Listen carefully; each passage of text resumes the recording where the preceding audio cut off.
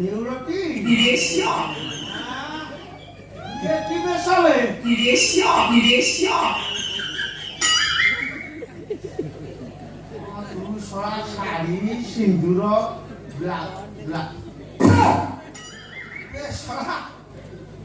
ସବୁ ତ ମାଇକିନା ବେଶ ହଉଛି ମୁଣ୍ଡକୁ କଣ ଏମିତି ଭେରାଇଟିର କାଟିଛୁ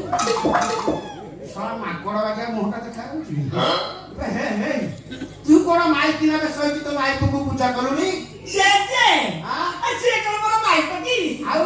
ସେ ପୁରା ମୋର ସରକାର ଚାକିରିଆ ମାହଲା ମାଣ୍ଡା ଘଇତା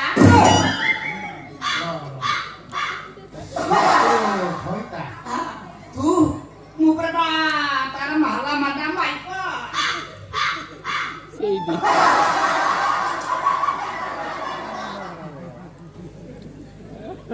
কি করে ଶଳା ୟା ଭିତରେ ଲିଙ୍ଗ ପରିବର୍ତ୍ତନ କରିଦେଲ ନା କଣ ଆଉ লিঙ্গ পরিবর্তন ଆପଣ ମୁଁ ଆମ କାମ ପରିବର୍ତ୍ତନ ଦେଇଛି ମାନେ ସେ ମୋ କାମ କରୁଛନ୍ତି ମୁଁ ତାଙ୍କ କାମ କରୁଛି ବୁଝିପାରିଲି ବୁଝିଲେ ନା ଯେତେ ସକାଳୁ ଉଠି ମୁଁ ବାସି କାମ କରେ ବାସି କାମ ସାଇଲା ପରେ ତାପରେ କଣ କରେ ଗାଧେଇ ଯାଏ ଗାଧେଇ ସାଇଲା ପରେ ନଳିକି ଚା କରିକି ପିଏ ବୁଝିଲେ ମୋ ବାହାନା ମାଣ୍ଡା ଘଇତା ନଳି ମୋ ଚା ପିଇ ସାରନ୍ତି ଚା ପିଇ ସାରିକି ଗାଧେଇ ଯାଆନ୍ତି ଗାଧେଇ ସାଇଲା ପରେ ତା ଡ୍ରେସ୍ ପଟା ରହିଲା ସବୁ ସଫାସଫି କରେ ଖାଇବାକୁ ଦେଇ ଯାଆନ୍ତି ଅଫିସ ବୁଝିଲେ ଯେ ଅଫିସ ଯାଆନ୍ତି ଅଫିସରେ ଆଇଲା ପରେ ଖାଆନ୍ତି ଖାଇକି ଯାଆନ୍ତି ବେଡକୁ কি করে କର ଛିଣ୍ଡି ଯିବ ସେମିତି କାମ ଆଉ ଏତେ କାମ କଲାବେ ତେମେ କହୁଛ ମୁଁ ତାର ଘଇତା ଆଉ ସେ ପୁରା ମୋର ମାହଲା ମାଣ୍ଡା ଘଇତା ମୁଁ ତା ପାଇପ ମତେ ଟିକେ କହିବି ରହିଥିଲ কি করে ଗୋଟେ କଥା ପଚାରିବି ସତ୍ୟ କହିବ ହେଲା ଆଚ୍ଛା ତମ ଦୁଇ ଜଣଙ୍କ ଭିତରୁ ଛୁଆ କିଏ ଜନ୍ମ କରିବ ଛୁଆ ଆରେ ଛୁଆ ମାନେ ଜନ୍ମ କରିବି ମୁଁ କଣ ହେଲା ତୁ ଜନ୍ମ କରିବୁ ଆଉ ଆମ ଆଗରୁ କେତେ କେତେ ପୁରୁଷ ପିଲା ଜନ୍ମ କରି ସାରିଛନ୍ତି ମୁଁ କରିପାରିବିନି କାହିଁ କରିବିନି ଏଠି ଜେଜେ ତମେ ଜାଣିନା ବୋଧେ ମୁଁ 2 ମାସର ଡାକ୍ତର ପରାମର୍ଶ କରିକି ନେଉଳି ପେଟର ପିଲା ରଖି ଦେଇଛି কি করে ମାଲା ମାଣ୍ଡା ଥିଲା ବ୍ଲଡ ପ୍ରେସର ତକ ମୁଣ୍ଡ ବୁଲେଇଲା ନା ତମ ଦୁଇ ଜଣ କଥା ମୁଣ୍ଡ ଶୁଣିକି ମୁଣ୍ଡ ବୁଲେଇଲା ମୁଁ ଜାଣିପାରିବି ତମେ ଏଠି ଠିଆ ହୁଅ ମୁଁ ଟିକେ ଘରୁ ଥଣ୍ଡା ପାଣି ଆସି ତମ ମୁଣ୍ଡରେ ବାଡେଇବି ହେଲା ଥଣ୍ଡା ପାଣି ଏଇ ବାବା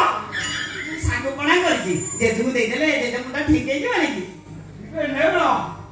ତୁ ଶାଗ ବଣା କରିଛୁ ଜେଜେ ଖାଲି ଗୋଟେ ଶାଗ ପଣା ଆଉ ତା ଦେହରେ କେତେ ଫଳ ମୂଳ ପୁରେଇଛି ନା ଫଳ কি করে ଆଉ କଣ ଖାଲି ଫଳ ଫଳ ମୂଳ ପୁରେଇଛି ପୁରା ହବ ଆମେ ପଣା ପିଇଲେ ତମ ମୁଣ୍ଡ ଫୁଣ୍ଡ ସବୁ ଶାନ୍ତି ହେଇଯିବ ଖାଲି ଫଳ ମୂଳ ପୁରେଇଛି ଆଉ କିଛି ଏଠି ଜେଜେ କାଲି ଅଫିସ ଆସିଲା ବେଳେ ମୋ ପାଇଁ 2 କିଲୋ ବୁଲେଟ 2 କିଲୋ ଜେଜେ ଆଜି ବଡ ବଡ ସାଇଜ ଦିଟା ଚକଡିକି ପଣାରେ ପୁରା ପହଳିଆ କରିଦେଇଛି ଆଉ ତମେ ତ ଜାଣିଛ ତାଙ୍କ ବାଡିରେ ଜମା କଦଳୀର ଅଭାବ ନାହିଁ ବଡ ବଡ କଦଳୀ ପୁରା ବାହାଲା ମାଣ୍ଡା କରିଦେଲି କାବୁଲି କଦଳୀ କି ଚକଡିକି ଏମିତି କରିଦେଇଛେ ଖାଲି ପଣାଟା ପଡୁ ପଡୁ ଛାତିରେ ଠାକି ନାକି ରହିଛି ଛୋଟ ବଡ କଣ ଆରେ ନେଉଳ ମୁଁ ଯୋଉ ନଳି ପାଇଁ ଶାଗ ବିକ୍ରି କରିବ ବୋଲି ନଡ଼ିଆ ପଠେଇଥିଲି କଣ ହେଲା ଜେଜେ ତମେ ନଡିଆ ପଠେଇଥିଲ ବାড়ির ସବୁଠୁ ବଡ ସାଇଜ ନଡ଼ିଆ ସେଇଟା ମୁଁ ପଠେଇଛି ମୁଁ ତ ଦେଖିଛି ସେ ବଡ ନଡିଆ ନେଉଳ ସେ ନଡ଼ିଆ କଣ କଲୁ ଯୋଉ ନଡିଆ ପଠେଇବି ତା ବଡ ବଡ ନଡିଆ ତାକୁ ବାଡିକି ଛିଞ୍ଚତର କରିଦେବି ମାଇକିଆ କହିଲା ବାଡିକି ଛିଞ୍ଚତର କରିଦେଇଛି ନଡ଼ିଆ ତୁ କାଟିବନି କେତେ ଯତ୍ନରେ ମୁଁ ନଡ଼ିଆଟାକୁ ଚଢେଇଥିଲି ଏତେ ଲମ୍ବା ଚୂଳ ରଖିଥିଲି ହେଇ ସେ ଚୂଳଟା କଣ କଲୁ ଭାଇ ଜେଜେ ଲମ୍ବା ଚୁଳ ରଖିଲେ ତ ତାକୁ ଫୁଟେଇକି ବା ଚୁରାଟି ବଦେଇ ଦେଇଛି କଲା କୁଟେଇ କାଟିକି ଝୁଣା ଧୂପ ଦେଇଦେଇଛି ମୋ କଳା କୁଟିଟାକୁ ବି ନଷ୍ଟ କରିଦେଇଛୁ ଓହୋ ଜେଜେ ତମେ କାଇଁ ବ୍ୟସ୍ତ ହଉଛ ତମେ ଆଜି ଯାଅ ତମେ ଆଉ ଦିନ ଆସିବ ତମ ବାଡିରେ ବଡ ବଡ ପଇଡା ବଡ ବଡ ପଇଡା ସେଟା ଗୋଟାଏ ପଇଡା ଆଣିକି ଆସିବ ବଡ କହିଲ ମୋ ବାଡି କହିଲ ନା ଏ ଖଣ୍ଡ ମଣ୍ଡଳରେ କାହାର ନାହିଁ ଜେଜେ ତା କାହିଁ ତମର ସେଟା କି ପଡ କି କେରଳ କେରଳ କେରଳ ପଇଡ କଣ ହେଲା ତମର ସେଟା କେରଳ ପଇଡ କେରଳ ପଇଡ ଏତେ ବଡ ପଇଡ ଆଉ ପେଟ ଗରମ ହେଇଥିବ ଗୋଟାଏ କାଟିକି ପିଇଦବୁ ପୁରା ନାହିଁ ମୁଣ୍ଡା ଲେଖା ଥଣ୍ଡା କରିଦବ ଆମର କାହା ପେଟଟା ଗରମ ହେଇନି ତମର ତ କେରଳ ବଡ ଦାଦା ଯିବା। ସେଟା କଳସ ବଳ କାମ ଅଛି ମୁଣ୍ଡ ନା ପଳେଇବା ମୁଁ ବି ସକାଳେ ମୁଁ ହଁ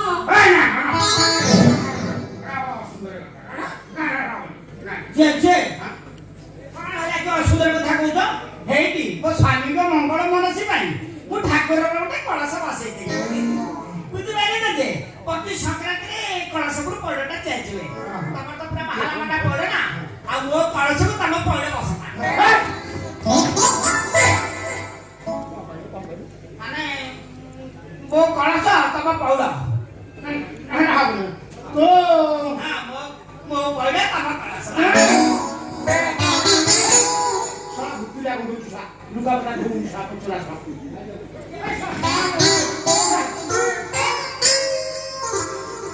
ଜେଜେ କଣ କଲା ସେ ତ ଛାଡି ଦଉଡେ କହିଲେ ଭାବୁଛି ଯେ ଡରିକି ପଳେଇଗଲେ କଣ ପଳେଇଗଲେ? 12 ମାସରେ 12 ଥର ପଇଡ଼ ଚେଞ୍ଜ ହବ ତ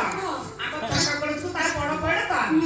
କଳସଟା ଭାଙ୍ଗି ଯିବ କି ଯେ ଡରିକି ପଳେଇଲେ ସେ ଜାଣୁ ମୋ ନେଉଳିରେ କେତେ ବୁଦ୍ଧି Oh, malah menakutkan.